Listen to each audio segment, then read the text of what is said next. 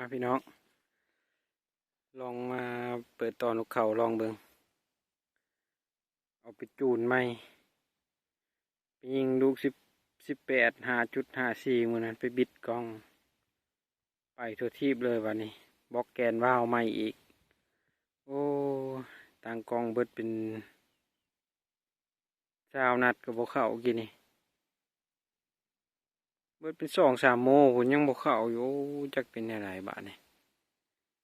ไปบล็อกแกนใหม่แล้วก็ไปปรับสปริงเขาอีกใหม่อีกตั้งกล้องได้เมื่อกี้นี่ฮักบ่เข้ายังบ่คักปานใดเข้าหน่อยหนึ่งเนาะยังอยากออกอยู่แต่ว่าลมอยากเบิดแหละ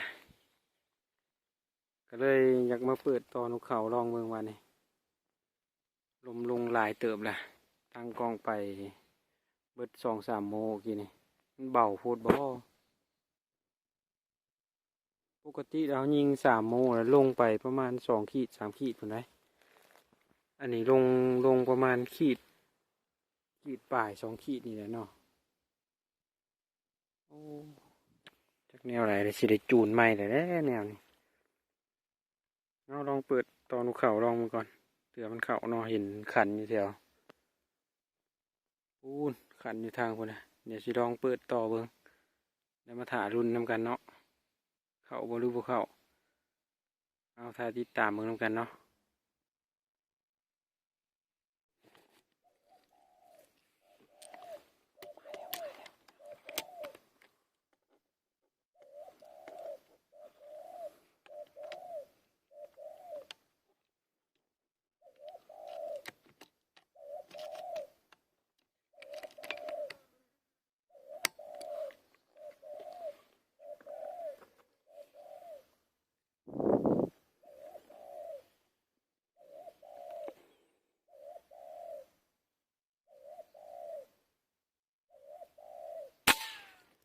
โอ้ยถึงหาไหมถึ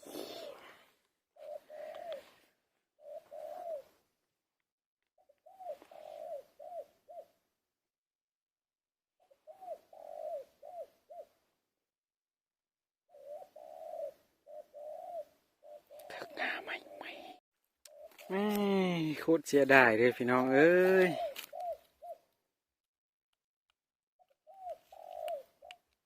ยิงอยู่นี่ว่ามันสิบ่แม่นมันชีวิตนี่กายจะนี่โอ้บ่วิดนั่นนี่ฮะไปต่ำง่าไม้ง่าโอ้ยเสียดายขนาดนกเขาใหญ่คงกินน้ำยังบ่ทันได้เอาขวดน้ำออกจากปากซ้ำมาแล้วเปิดแป๊บเดียวโอ้ยกินน้ำยังบ่แล้วซ้ำโอ้เสียดายเลยย้ายบอลแล้วบัดนี้เดี๋ยวลองย้ายบอลมึงก่อนตายห่าแล้วเนี่ย ว่าแม่นมันชีวิตได้เห็นหอนห้อยลูกปืนนะก็ได้อยู่งาไม้ฮะงาไม้ว่างนี่โอ้เสียดายอีดีเดี๋ยวย้ายบอลก่อนวันนี้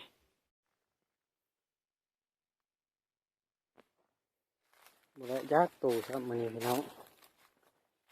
แฮวเรามันนี้ออกมามันนี่โอ้เสียดายนกเขาใหญ่ก็บ่ถือเวลาเขาก็มีน้อยแน่นะมันนี่เสียดายเด้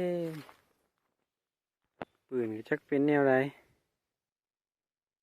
จะไปจูนไปตั้งไม้แล้ววันนี้จักเป็นแนวไรตั้งกล้องกับโบ่เลยเรื่องเป็นเฮาบล็อกแกนอันนี้เกินบ่เดี๋ยวไปจูนใหม่กันเนาะพี่น้องเนาะคลิปหน้าจังว่ากันไหมเอาคลิปนี้ก็ขอลาไปเพียงเท่านี้แล้วเนาะเดี๋ยวเจอกันคลิปหน้าแห้วมือนี้แห้วบ่ได้แจ็คโตเลยมายิงนกเขาอยู่น้ำทางนะก็บ่ถึกอีกโอ้ยเซ็งเอาเดี๋ยวเจอกันคลิปหน้าเนาะแห้วแล้วมือนี้ฝากกันให้กาขอบมุกขอบใจเนาะที่เข้ามาหับชมเนาะฝากกดไลค์กดติดตามให้เด้อเดี๋ยวเจอกันคลิปหน้าคนนี้เวลาเฮาน้อยแน่คนนี้ไป เอามาหลายเอาขอลาไปเพียงเท่านี้เลยเนาะ